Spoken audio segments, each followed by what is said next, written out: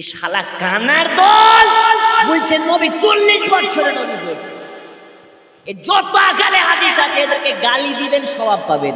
গালি দিবেন, জি আপনাকে আজকে বলে গেলাম, যত আকালে হাদিস আছে বুকের উপরে হাত বাঁধে, এরা আহলে হাদিস নয়, এরা হচ্ছে আহলে হুদুস। কি নাম? আহলে হুদুস। এদের হুশ নাই, এদেরকে খাম্বাতে বেনে কয়েকটা হুশ করে দেয়, তবে এদের হুশ পেয়েছে। এ বাংলাদেশের একজন কাজ্জাব, নাম তার আব্দুর রাজ্জাক। কি নাম? আর একটু জোরে কি নাম? আব্দুর রাজ্জাক। আর কিছু ছানা পোহনা আছে, এই ছানা পোহনার মুখের ভাষা শুনবেন তো মনে হবে মুহাদ্দিসে কাবির। খোদার কসম আর পেটে 2-4টা লাত মারাবেন, আলিফ বে বের হবে না। চ্যালেঞ্জের সহিত বলছি, বারাসাতের একজন মৌলবি আছে, ফকির, ভিক্ষা করা ফকির, ফেসবুকে প্রত্যেকদিন লাইভ এসে ভিক্ষা করে। ওর নাম হচ্ছে মমতাজুল। কি নাম? আর একটু জোরে কি নাম? আমার সামনে যদি কোনোদিন পড়ে, ওকে কিভাবে বিনা পানিতে গোসল করাতে হয় ইনশাল্লাহ করাবো। বিনা পানিতে গোসল দেখেছেন? দেখেননি, কিন্তু দেখবেন ইনশাল্লাহ। এই বাটখার মমতাজুল আমার মুস্তাফার শান নিয়ে গোটা পশ্চিমবঙ্গে বিতর্কতামূলক কথাবার্তা বলে ভাইরাল। ফুরফুরার দাদা হুজুরের নাম নিয়ে সে ভাইরাল হয়েছে, দেখেছেন না? বলছে নবী আর কোথাও জায়গা পেল না, ফুরফুরাতে এসে পৌঁছাল। আরে খ্যাপার, শুধু ফুরফুরা নয় রে, নবী চাইলে মমতাজুল তোর বাড়িতেও যেতে পারে। এই পারে না? পারে না? নবীকে আশা লাগে না, নবী মদিনা থেকে দেখতে পারে। জোরে বলো। এই আনাড়ি এর পেটে কে শুইয়ে দিবেন, পায়ের লাত নয়, 50 কিলো ওজনের একটা যদি পাথর ওর পেটে মারা যায় কিংবা বম মারা যায়, তবু ওর পেট থেকে আরবি কোরআনের একটা আয়াত বেরোবে না। কারণ মাদ্রাসার মুখ জিন্দেগিতে দেখেনি। এই ভণ্ড আহলে খাবিসের দল, যারা বর্তমান সময়ে মুসলমানের জন্য খাতরা, মুসলমানের জন্য খাতরা। তবে বলি শোনো, ওলি আল্লাহর বিরোধী করিও না। সব তারকে দড়ি বলে কারেন্টের তার ধরতে যেও না, না হলে জীবন শেষ। ঠিক না বে ঠিক? আর জোরে ঠিক না বে ঠিক? এই ভণ্ড মমতাজুল বলছে পীর কি হবে? পীর কি গায়ে মাখার জিনিস? পীর কি মুখে মাখার জিনিস?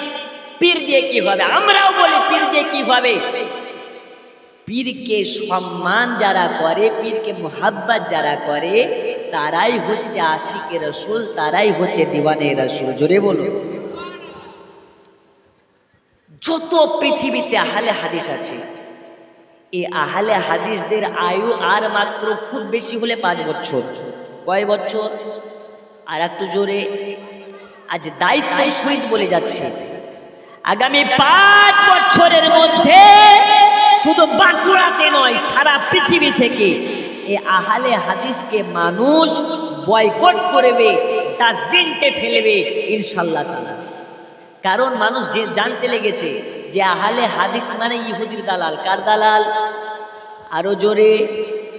নুপুর শর্মা রাসূলুল্লাহর সামনে গুস্তাখি করলে রাস্তায় নেমে টায়ার পোড়াও, তোমার লজ্জা লাগে না? তোমার ঘরে দাড়িওয়ালা মাথায় টুপি দিয়ে রাসূলুল্লাহর সামনে বেয়াদবি করছে, তখন কেন মুখ বন্ধ?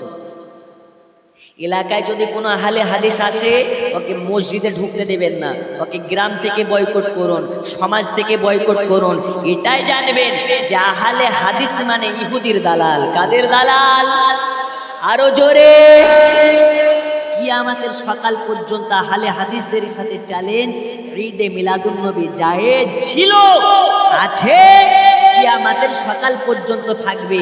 মায়ের দুধের যদি জোর থাকে, আহলে সুন্নাত ওয়াল জামাতের মৌলবীদের সাথে একবার বসে দেখো, তোমরা তোমাদের বাপ আব্দুর রাজ্জাক এসে পেশাব করে বাড়ি পালাবে। ঠিক না বে ঠিক?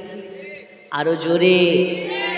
আমরা सुन्नी, जो सुन्नी होता है जान से नहीं डरते, चाहे ये सर रहे या कट जाए कुछ परवाह नहीं करते। বলুন ইনশাআল্লাহ। ওরা দেখবেন আমরাবাদী নাবির উপরে এইভাবে, কিভাবে? এইভাবে। আর ওরা উঠাতে উঠাতে এইখানে নিয়ে চলে গেছে। কোথায়? বুকে। এই বুকের উপরে হাত বাঁধা,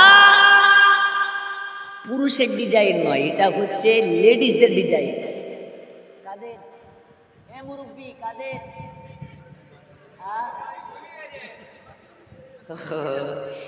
আচ্ছা, এইখানে হাত বাঁধে ওরা কারা? ওরা হচ্ছে হিজড়ে।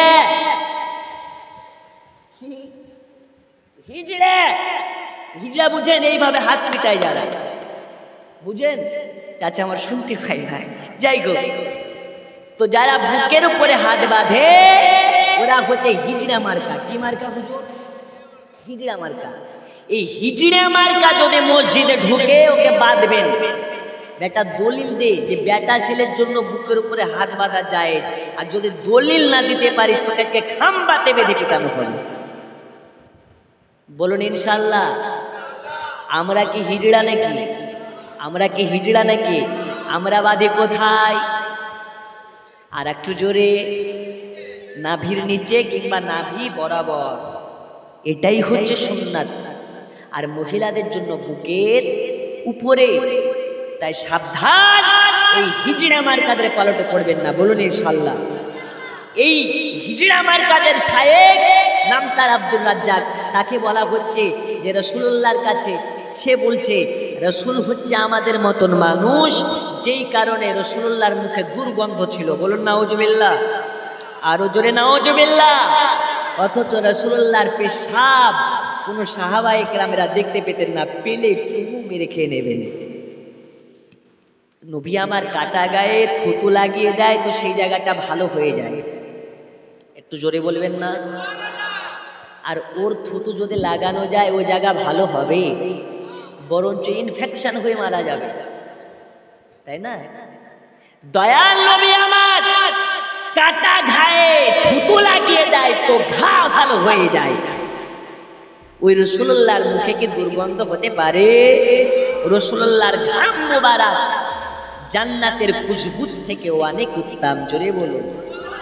ওই রাসূলুল্লাহর শানে যদি কোন শায়েখ, কোন মৌলবী, কোন হারামখোর মৌলবী যদি গোস্তাখি বলুক কথা বলে, আর ও যদি জনপ্রিয়তা আকাশচুম্বী হয়, তবু ওর মতন মৌলবীকে আবু তাহিরের জুতার তলে রাখি। বলুন ইনশাআল্লাহ, আরো জোরে ইনশাআল্লাহ। আর এ যদি পাগল হয়, কিছু না জানে, নবীর মর্যাদা বোঝে, ওর স্থান আমার মাথার উপরে। বলুন আলহামদুলিল্লাহ। আমি একবার